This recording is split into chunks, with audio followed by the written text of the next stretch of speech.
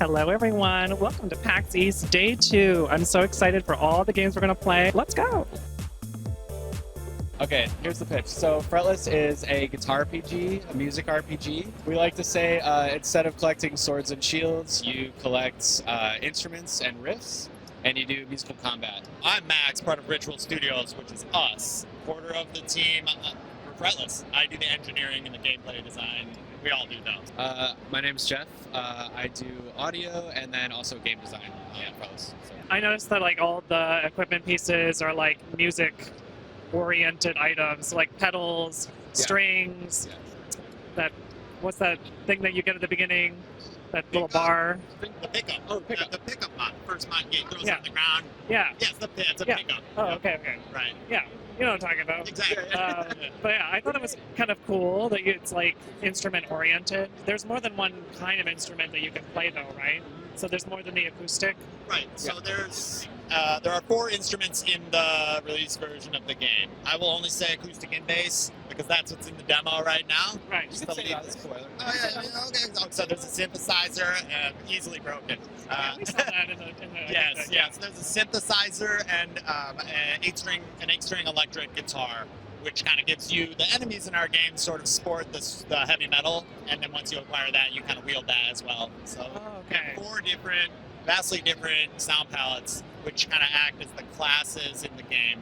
And inside of that, they have their own unique set of riffs, which are the skills. That actually explains it really well. I don't have to ask any questions. Yes, tying it to an RPG that you know, you can see what we kind of did, right? Yeah. They're strongly based off of their instrument character in real life, themed visually, and then that kind of also shaped actually some of the gameplay mechanics around it. So the acoustic guitar that you see in the demo, you're kind of like hitting puffs of smoke and wind, hollow air, and that is because a lot of the acoustics character in real life is the fact that it's a big hollow body, right? As opposed to the synthesizer, which starts to get a little heavier with status effects because effects are very popular with synths and such. So the music informed the gameplay, and then the gameplay informed the music, and kind of folds back. This might be a random question. The enemy organization is called SMR. Yes. Is there going to be an A?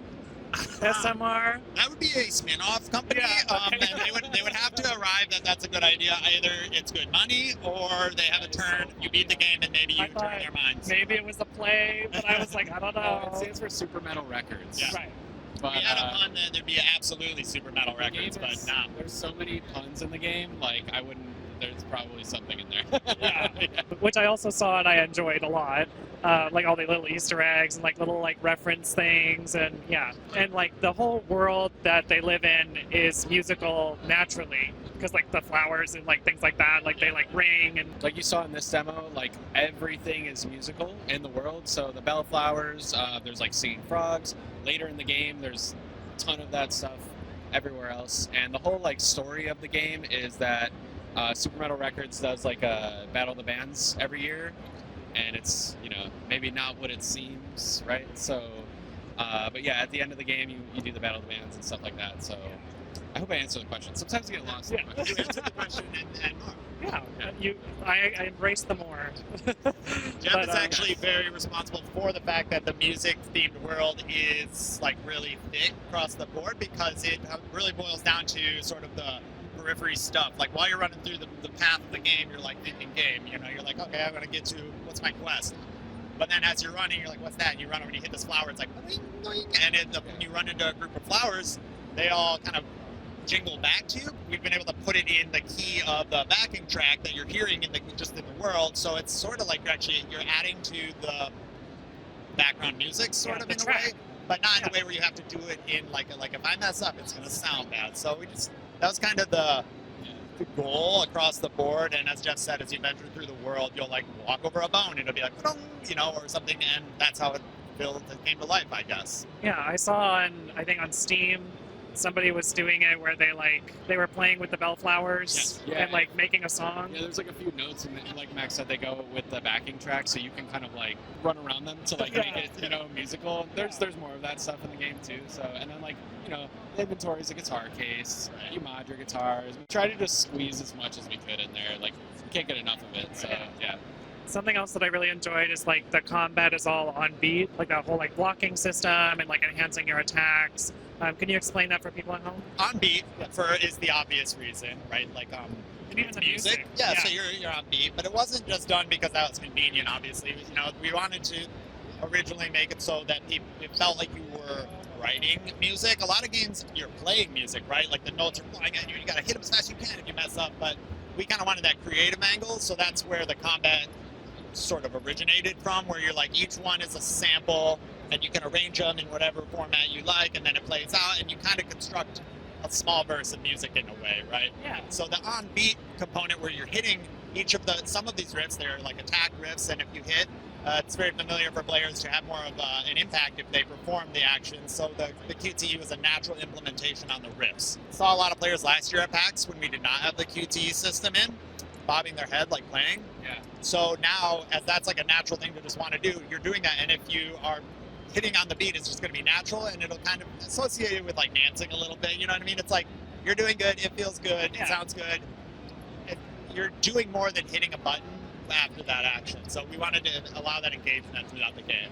Yeah, it kind of gave me like rhythm game a little bit, which I love rhythm Did games. you get the crescendo part where it's like Yeah. full screen? Yeah, I so love the crescendo. yeah, that's something we really Yeah. like too. So. Is it different for each instrument? So each instrument has its own backing track as well. So the acoustic is like the folky emo stuff, and then it's bass, synth, 8-string. They all have their own soundtrack, their own arts. Like when you see the riffs and the UI, and then the crescendo is unique as well. So Oh, perfect. And this is a big part of the game, is that the crescendo is unique for each player instrument, but every story boss that you encounter will also have a crescendo. and they have their own Unique to bosses them. have their own backing Yes. track too. Oh, Yeah, and that's a whole development story that's incredibly interesting on its own. But external, we worked with other artists, and a lot of them wrote songs for these bosses, so they launch into a crescendo. That's just like a very sweet, sick sequence, and you have to mitigate the damage. The point is that it's unique for each one, and it's a good showcase for these artists, I think. Yeah. So. You kind of get like a mini game for each one. Yes. Yeah. Yeah. How many artists did you guys work with? So there is, I think, 9 guest artists. Not all of them did bosses. 3 of them did bosses, which is like the dynamic music like you hear in combat. And then we had some do like themes. So there's a band called Northlane. They're like a heavy metal band from Australia. They did the Super Metal Records like theme. So anytime you are in cutscenes or story beats with SMR, you hear their music. You hear it a lot more later in the game. We got like Yvette Young to do, and some of the cool thing is like some of the guest artists, you could see them in the game, Oh, yeah. and then you walk up to them and you hear them playing their song. Yeah.